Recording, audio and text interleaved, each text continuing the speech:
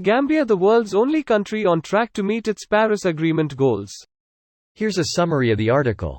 Nearly every nation is coming up short, most of them far short, in their efforts to fight climate change, and the world is unlikely to hold warming to the internationally agreed upon limit, according to a new scientific report.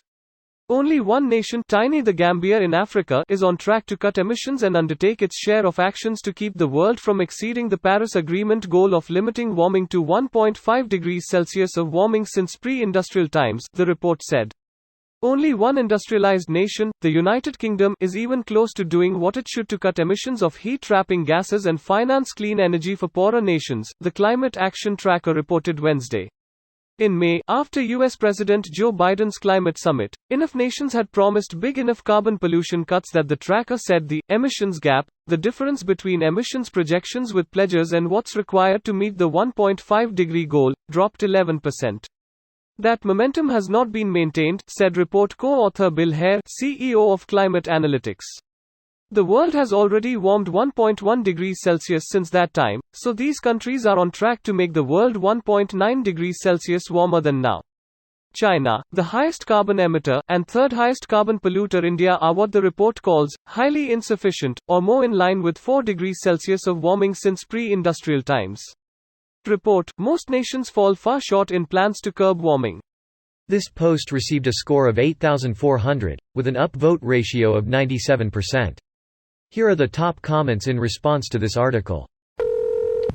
The Gambia was probably already hitting its goals before any agreement. The infuriating thing is it's only the industrialized nations that really matter with emissions, and they're mostly just fucking shit up. It doesn't help that the US has a climate czar who insists that flying to Iceland by private jet to pick up an environmental award is justified. I was kind of looking forward to finally having some progress on the climate front, but Biden's been a massive letdown.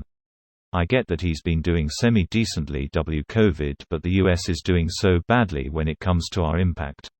Usually I'm center and left-leaning, but I really would like a liberal president that's gonna actually do something about our planet fucking melting and freezing at the same time. The government is run, and more importantly, funded by people who will be dead before we start to see serious societal damage. Biden has done a lot more good than I expected, but climate policy should be the #1 priority before considering anything else. I am not American, but I have decided that I am a single-issue voter. If the literal Taliban ran for government but promised net zero by 2030, I would vote for them if I thought they would deliver. The harm they cause could be repaired in the long run, climate change, not so much. The actual issue is those who make those promises do so only to gain political position. Except Bernie Sanders, but the DNC killed his campaign with ruthless efficiency in 2016. We basically shut the world down last year and every country bar one still missed their targets. Shows how difficult the challenge ahead of us is. There were no penalties for failing to meet the goals, so there was no real incentive to meet them. There was never any true commitment, it's just words and isn't worth the paper it's written on. This has been cited as a problem with the Paris Climate Accord since almost the beginning. Lip service and people were freaking out over the US leaving. Man, I wish the article said what Gambia did right, even if it was very little, instead of just telling us the bigger countries aren't doing enough.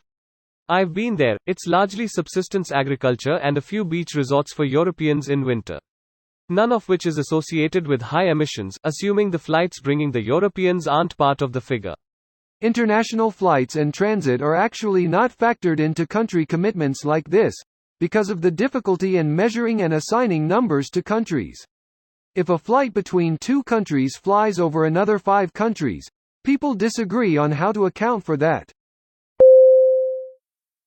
This video was automatically created by Reddit to speech. The article and comments in this video were selected from Reddit according to their upvotes, and any paraphrasing was performed by smmry.com, without any human intervention.